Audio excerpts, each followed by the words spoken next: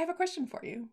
Do you find yourself wishing you had a morning routine, maybe like a millionaire or a successful CEO? And maybe you've read an article about how really successful people start their days. And you've thought about having a morning routine, or maybe you've even started a morning routine, but maybe it didn't stick. And that's very common for people to want a morning routine, to start one, but it just doesn't seem to last. And you are not alone if this is the case. And today we're answering this question. Why can't I keep a morning routine? I know it's valuable, but it just doesn't seem to stick. So we're going to share the 3 different ways that you get stuck, along with some examples specific to your morning routine. And if you and I have not met before, my name is Kat. My camera is clearly off. And you know what I think it is? It's this. This is what I'm going to do here. Fun with tech live streaming. All right, so I'm Kat and I help people uncover the hidden ways that we get stuck so we can break free and start thriving. So when we talk about 3 different ways, so every Get Unstuck Wednesday, I share the 3 different ways that we get stuck. So the 3 different ways, it's all about, I'm still off track. This is throwing me, folks. All right, so missing information or skills, missing information about ourselves, and finally, maybe we have an adaptive challenge. This is where we have some sort of belief that is getting in our way and it's keeping us stuck, and we need to change our mindset. And so this is the type of stuff that I'm talking about when I say adaptive challenge and the 3 different ways we get stuck. So when it comes to morning routines, let's dive in. What are some of the ways that people will get stuck? Well, on the first one, we are talking about missing information or skills. So we are lacking the ability to move forward.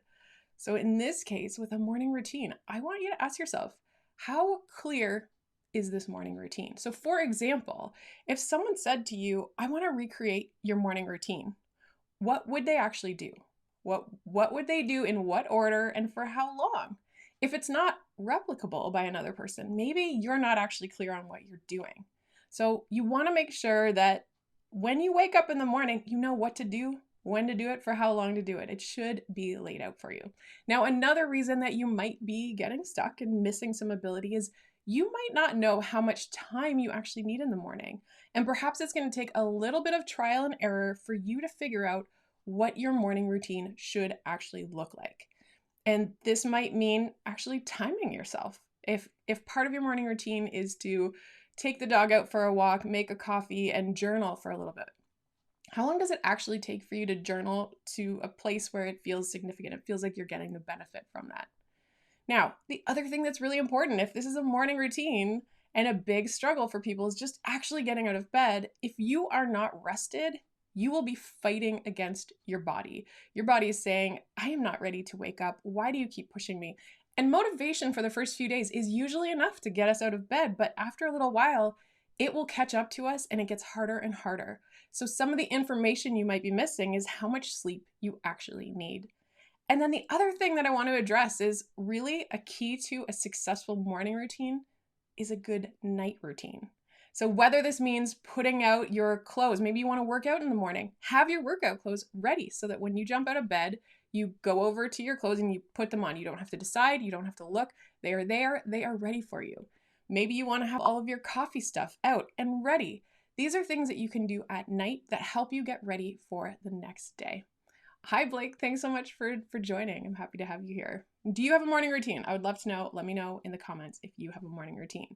Now, we are going to move on to the second way that people get stuck. So the second way people get stuck is when you're missing information about yourself. So in this way, you are actually finding that you're working against yourself. So you have the ability to do those things in the morning routine. You've set that out. Maybe you have that clarity and you know what's going on, but you're still struggling with it. And maybe you are inadvertently working against your nature. So one of the things I want to say is, does this morning routine match your current ability? So maybe we want to emulate another person, maybe a successful CEO who has shared the morning routine, or we read a book about the morning routine and we are just trying to replicate that. Well, it's possible that we're not quite at the ability where we want to be just yet for that. So if this includes going for a 20-minute jog every day, but you really haven't been active for a while, you need to maybe reassess and see what fits with you. I really like the research from BJ Fogg. He talks about tiny habits and how it really is important to match your ability so that even on days when you're not motivated, you can do it. So the example that he uses often is 2 push-ups. That's it, just 2 push-ups. That's the bar.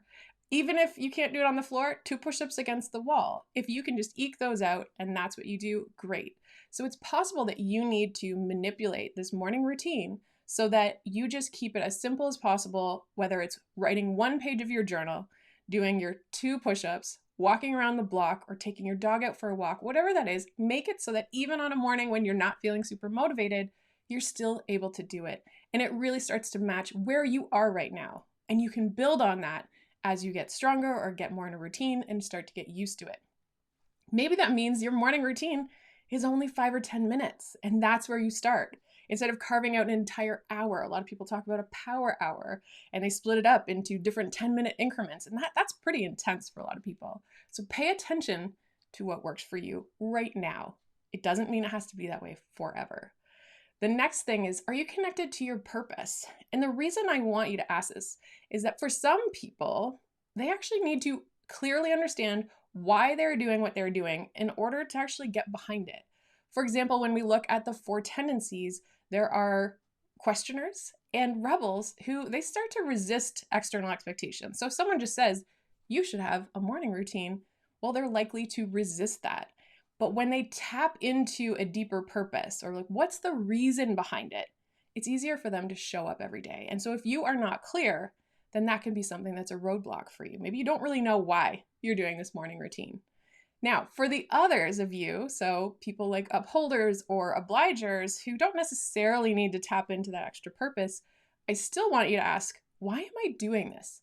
Because I want you to be honest with yourself. Sometimes people will adopt a morning routine because they think that it is the solution to all of their problems. So if I just had a morning routine, then I would be more successful or more productive or happier or calm. And while there might be some truth to that, maybe that's not the answer. Maybe we're just pinning all of our eggs in that one basket, thinking that because other successful people have a morning routine, that's what I need to do, and that will fix everything. Maybe not. So it's really good for you to ask, what is the purpose of my morning routine? What am I hoping to get out of it? And am I maybe putting too much weight on it? Well, that's something that's worth checking out. And then I always have on here when it comes to working with your tendencies or knowing yourself is, do you work well with accountability? Sometimes you might need some form of accountability to get yourself out of bed in the morning, especially because maybe there's no one counting on you. Now, an example is that in the early days of the spring, when we were all kind of locked down and being told to stay home, I didn't have anything to get up for. I wasn't working remotely with other people because I'm an entrepreneur. So I actually had a small group of people. We checked in every morning just for 5 or 10 minutes. We would all hop on Zoom every single morning and just say, what's our intention for the day? What's the one thing we want to get done today? The purpose of that was to have that accountability. It made me get out of bed. Even on the days I did not want to get out of bed, I did that so that I could do this check-in. It's something I committed to and other people were showing up to. And that's really important to me. Now, I'd love to hear from you in the comments if you use a form of accountability that helps you with a morning routine. Maybe other people can learn from what you're doing or maybe adapt it to make it work for themselves. So I would love to hear that if you have some sort of accountability that you keep. Now, let's go to the third area. And this is where I always spend the longest time because this is the one where we tend to feel the most frustration because we have the ability, we know what to do, we're clear, we're just still not doing it. So what is going on here? And this is where you are potentially probably facing an adaptive challenge. And this is where we have these limiting beliefs that sort of change how we see the world and they make us feel stuck and they hold us back. So what are some of the fears? These are just some examples. You might have different ones. And some might be familiar if you've ever watched a previous Get Unstuck Wednesday. So one is discomfort. And it doesn't always have to be discomfort, but it's some sort of inner state that we are trying to avoid because it's uncomfortable for us. And when that happens, when we think about getting up early every day forever, that can be overwhelming. We start to think, I don't know if I can do that. I'm not sure that I'm cut out for that. This is a trek and this is hard for me. And maybe it just makes us feel uncomfortable. Maybe because we're just tired in the morning, or we're not a morning person typically and we're trying this new. So this is a potential fear for that, getting out of bed every morning at the same time and doing this routine. The other is the scarcity, because as I've mentioned before, for many of these things that we struggle to do regularly, it's because there is a scarcity of time. We have so many things that we do during the day and we already feel strapped for time. And so it can feel impossible to want to add something else. It also means there has to be a trade-off of some sort. So we have to sacrifice something in order to make room for something else, or so we think. We'll look at that in the next slide. The other one, it comes to a morning routine, and something worth considering is this feeling of identity. So maybe we're afraid we're going to become someone we don't like. So what if we become this different person? What if we don't really recognize ourselves anymore? Maybe you've always told yourself that you're a night owl. And so all of a sudden adopting this technique, it might feel strange. Or maybe there are people that you don't like who have a strong morning routine and you don't really want to be associated with them. It's a completely legitimate thing. We don't want to become people we don't really like, or an identity that we're not comfortable with. Now, the next one I have in here is no more excuses, and this one might be familiar if you joined me before, but if we actually do it, we wake up every morning, we do this morning routine, we commit to it, and we show up, maybe it doesn't solve all our problems.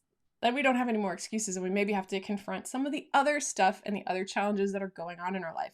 But as long as we don't do it, we can say, oh, I don't have this morning routine. If I had the morning routine, everything would be fine. Maybe not. Now, the other one is harm to relationships. If you do not live alone, shifting your morning changes things. And so it has the potential to potentially be disruptive. Now, the other one that I have here, I haven't really gone into this one before, but it works on many levels and for many problems. But sometimes we are afraid that if we actually do this, we might realize that we don't hold ourselves in high regard. Meaning maybe we will discover that we're not really worth it, or that we don't deserve it. And this is a scary thing. We don't want to confront the possibility that we don't actually have a lot of self-worth right now. And sometimes making changes in our lives can bring that up. And I know this one feels really depressing to talk about, but it's real, and it's real for a lot of people. And so I don't want to ignore it or tiptoe around it. So when it comes to fears, they are always coming up because we have a belief. So what are some of these beliefs that might be causing us to stop ourselves so we don't experience those fears? Well, let's first look at if that inner state, that discomfort. Well, first of all, you might have this belief that I can't handle the discomfort that is going to be required of this. You just have this belief that you're just not cut out for it, and it's just not a thing you can do. So that's one belief that could be getting in the way. Another is, I'm going to have to give up something else or experience a loss in order to make this work. And that can feel immense, and it can feel like too much. And you're just not willing to sacrifice it right now, or at least it doesn't feel like you can. And this, again, we want to push back on these beliefs, because often when we do commit to something like a morning routine or to regular exercise or better sleep, we actually are more productive and more happy, and we can get more done, and we don't feel as frantic. We feel more balanced during the day. And so often, if we can get through those initial hurdles, we can realize that, oh, maybe I'm actually making more time in my life. But there's that sort of messy middle that a lot of us avoid. Now, another one, when it comes to identity, you might have a belief, I won't like who I'll become. Maybe I'm going to start to act like that obnoxious person on the news who always talks about getting up at 5 a.m. Maybe it's this friend that we had at school and now they're raving about their morning routine, and I don't want to be like them. And so we just assume that by having that similar morning routine, maybe we'll be like them. And so that is worth challenging, because I bet you can think of people you actually respect and admire who also have a morning routine. Who's to say you're not going to turn into that person, or just a better version of yourself? You don't have to be anyone else. Now, another belief is maybe you are not ready to confront other issues. So you are realizing that if I just go for this and I put my effort into it, what if then I realize, yeah, maybe it'll make my life better in some ways, but then maybe I'll also just have to finally face the thing I don't want to face or confront. Maybe you feel like you're not ready for it, but maybe you are. Now, the next one changes the status quo. When it comes to relationships, Let's say you are waking up half an hour early or earlier, an hour earlier, or maybe you're waking up at the same time, but you're doing something different with your day. And for now, the people you live with or person you live with are used to something specific. So if you start to change it, there's a fear that maybe this disruption to the status quo is going to do harm. But does it? And here's the thing when it comes to this belief. When there are other people involved, sometimes we don't even think of doing the simple thing of asking them. Saying, hey, if I do this thing, do you think that's going to have a negative impact? Is that going to maybe disrupt you? Are you going to have trouble getting your sleep if I get up earlier? All these things, you can talk about them. And we kind of have to be adults and take them for their word if they're another adult. With kids, it might be a little bit different, but sometimes we just make up a story in our head of how another person's going to react, and we never actually check in with that person. Now, the other one I want to recognize here, this is this self-regard, is that what if I realize that maybe I'm not worth as much as I thought, or maybe I already kind of know it, but now I have to just recognize that I don't really feel like I deserve to be happy. There are a lot of people out there who don't want to take care of themselves or treat themselves well because they truly have a belief that for some reason they don't deserve it. They don't deserve to be happy or successful, or that they're not worth the effort that's required. And if you start tapping into this and you realize this is where you have to do some work on how you see yourself and the value that you bring, and to know that you are valuable. But even when you know it logically, it doesn't necessarily change everything. You have to do a bit more work if you're recognizing that you've got this low self-regard and that this is causing you to stop yourself from taking action because there's some sort of belief there that is faulty, that somehow you are not worth it. So this is one that, yes, it's a little bit dark, but we need to shine some light on it because this is true for some people. And this is one of the reasons that sometimes people will hold them back. And it's not just about a morning routine. This can happen with all sorts of self-improvement and self-change, is that we think, I don't know that I actually deserve this. Now, going through this morning routine, I know I kind of ended on a bit of a dour note, but I would like to hear from you. Do you have a morning routine? Have you struggled with one? Has there been any changes that you've made that have actually made it more sustainable? I do want to hear from you. What works and what doesn't work? I know that I have discovered for myself that when I'm overly ambitious and I think, okay, I'm going to get up an extra hour and a half early, I'm going to exercise and journal and meditate and do all of these things and get started on my workday, it's too much. And I need to reel it back in. And I've learned that about myself. I've learned to simplify, or maybe have a choice of, I can do one of these 3 things in the morning, and give yourself grace when you don't. But the more we practice, the more we try, and it helps to hear from other people. So that's why I would encourage you, leave a note in the comments letting me know what kind of morning routine you have found helpful, or if you're still working on it, is there something that you heard here that you want to try? Now, when it comes to the Get Unstuck Wednesdays, every week I share a roadblock and then I unpack the multiple ways that people can get stuck. And I do this because I want to show you that the reason that you're stuck is not always what it appears on the surface. But I also want to show you how to ask the right questions to uncover what's blocking you. And every week I share that I want you to start at the top. Just start with changing a few things, learning more about yourself, and trying that first before you get into the meat of all of the beliefs. But the beliefs are usually a big thing under there. They're this undercurrent. But I want you to have the questions that you can ask. Now, when we are stuck, we often feel like we are simply surviving and not thriving.